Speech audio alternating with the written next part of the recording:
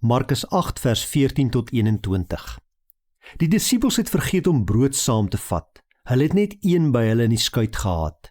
Jesus het hulle toe gewaarsku: Pas op, wees op julle hoede vir die suurdeeg van die Fariseërs en die suurdeeg van die Herodes. Hulle het toe vir mekaar gesê, dit is omdat hulle nie brood het nie. Toe Jesus dit hoor, sê hy vir hulle: Waarom praat julle daaroor dat julle nie brood het nie? Begryp en verstaan julle nog nie? Is julle nog steeds so traag van begrip? Julle wat oë het, sien julle dan nie? Julle wat ore het, hoor julle dan nie? Onthou julle nie toe ek die 5 brode vir die 5000 gebreek het, hoeveel mandjies vol stukke brood julle oorgehou het nie? 12, sê hulle vir hom. En 7 brode vir die 4000, hoeveel mandjies vol stukke het julle toe oorgehou? 7, sê hulle vir hom.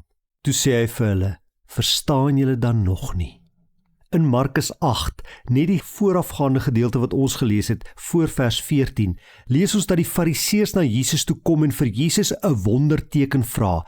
Hulle wil hê Jesus moet aan hulle bewys dat hy die Messias is. Hy moet iets wonderliks uit die hemel uit doen vir hulle. En dan sê hy vir hulle: Julle sien wat ek doen, julle hoor wat ek sê, en julle wil nie glo nie. Wat soek julle nog 'n teken? En dan gaan hy en sy disippels, dis nou Jesus en sy disippels, verder. En wanneer hulle in die boot klim, besef die disippels: O gats, ons het die padkos saamgebring nie, ons het net 1 brood hier by ons. En dan sê Jesus vir hulle, en hy praat eintlik oor die Fariseërs met wie hy nou net 'n gesprek gehad het, en oor hulle suurdeeg, hoe hulle mense verkeerd beïnvloed. Dis wat hy probeer sê daardeur. Maar die disippels dink: O gats, Jesus verwys na die brood, ons het nie genoeg padkos nie. En dan sê Jesus vir hulle: Verstaan julle dan nie? Hoekom bekommer julle oor wat julle gaan eet? Sien julle nie? Hoor julle nie? Onthou julle nie wat ek gedoen het nie? Net 'n kort rukkie gelede het ek vir 5000 mense kos gegee met 5 brode en 2 visse. En hoeveel mandjies het oorgebly? 12, sê hulle vir hom. Hy sê, en sommer net nou terug, net voor ek met die Fariseërs gepraat het, het ek vir 4000 mense met net 7 brode kos gegee. En hoeveel het daar oorgebly? Hoeveel kos het oorgebly? 7 mandjies, sê hulle vir hom.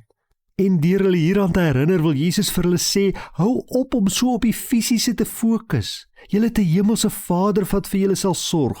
As hy die hemel en die aarde kon skep en dit in stand hou, dan is hy in staat om ook vir julle te sorg. Don't sweat the small stuff, om die Engels te gebruik. Weet vandag, as jy 'n kind van God is, behoort jy aan die skepper van hemel en aarde. Niks is vir hom onmoontlik nie. Hy kan vir jou sorg. Moet jou nie bekommer oor die klein dingetjies van hierdie lewe nie. Nee, fokus op God en sy koninkryk. En dan, sê Jesus vir ons, sal God ook al die ander dinge vir ons gee wat ons nodig het.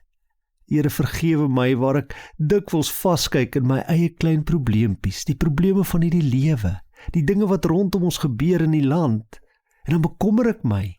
Maar vandag bely ek en weet ek kan bid 'n lewende God, 'n God wat vir 5000 plus mense kan kos gee met net 5 broodjies en 2 visse. 'n God vir wie niks onmoontlik is nie. Daarom stel ek my vertroue vandag in U. Daarom hou ek vandag aan U vas. Sorg ook vir my. Ek vra dit in Jesus naam alleen. Amen.